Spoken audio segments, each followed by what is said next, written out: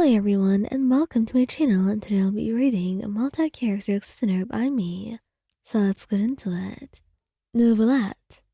He couldn't help but keep staring as much as he wanted to avoid it. He felt insanely rude for it, and severely unmannered.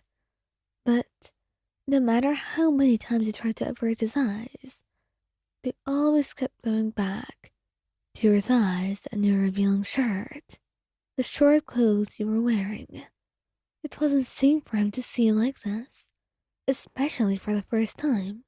And he was totally unready for it. Lion, what are you doing? What do you mean by that?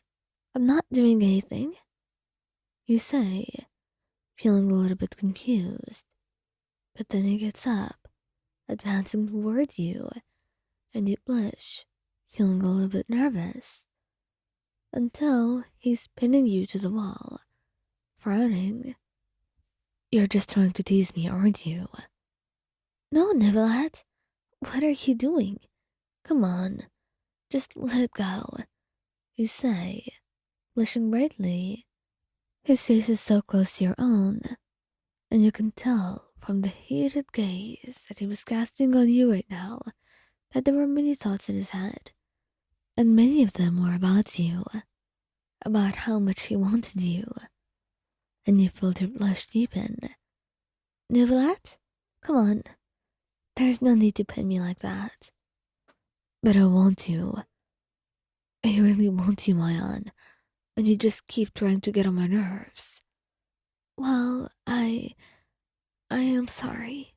Come on. You tell him. And after a bit of pouting, and many other commands from you, he finally stops, looking away and pouting, and you can see the very deep blush on his cheeks. And then you're the one laughing this time, kissing him as he blushes in return. Things don't always go one way, my love. You had to expect your own turn. You mumble, tiptoeing to kiss his cheek, and that's enough to actually startle him out of his own stupor and make that little frown and pout on his face completely disappear, replaced by a smile. There are many words he had about that outfit that you were wearing, the too short shorts or the very tiny shirt. But that would be for later, when he could actually show you truly what he meant. Wriothesley, he was rather stunned, whistling as soon as you came into view. Whoa there. I've never seen you wear something that short before. Well, is there a problem with it? Not at all.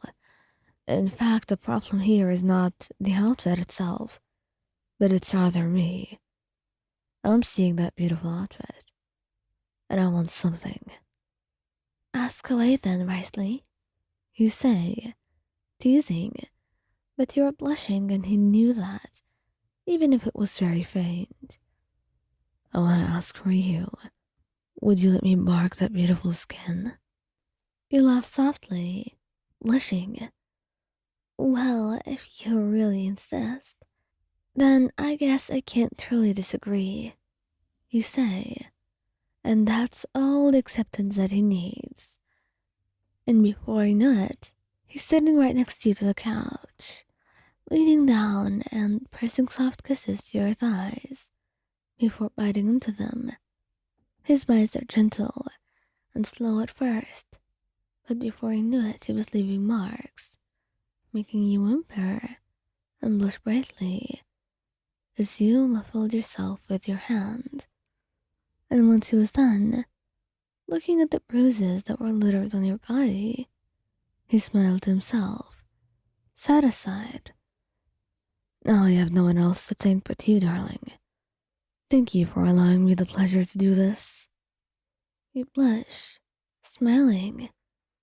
Well, yes, of course. You're welcome, Wriothesley. If you ever want to do anything else, you always know I'm here. And he knew that.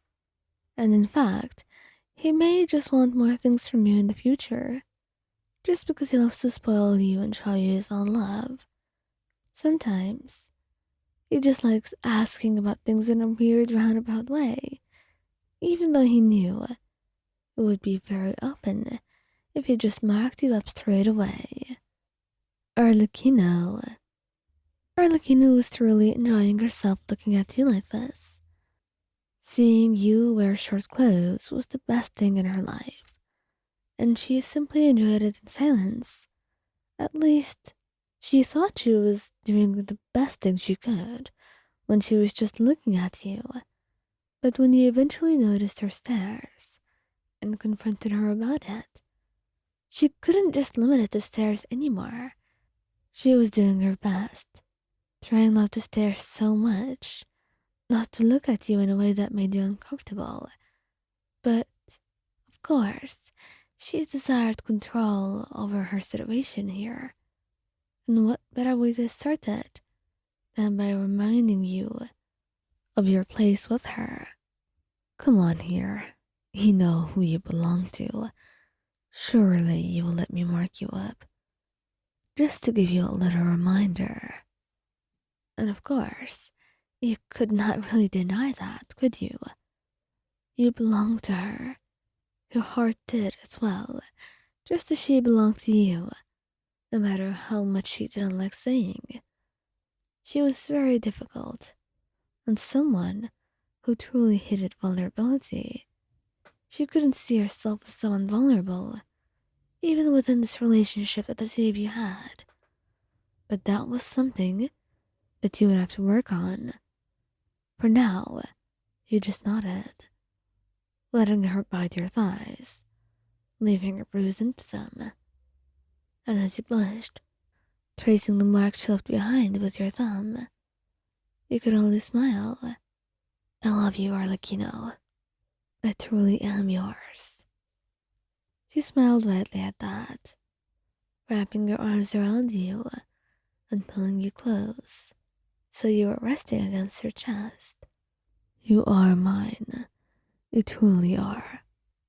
I am glad that I have someone as loyal as you are. Someone who's deserving of my love, she said. And she was relaxing too. Most of these things were difficult for her. Affection, too, when she was not only just giving it, but receiving it as well, as she was right now.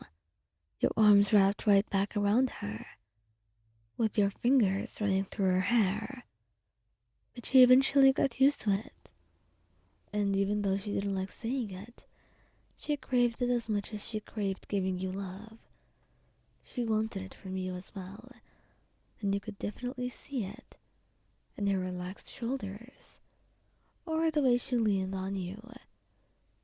Maybe she was aiming for a more steamy atmosphere at first, but just cuddling with you, even then, that was good enough for her too.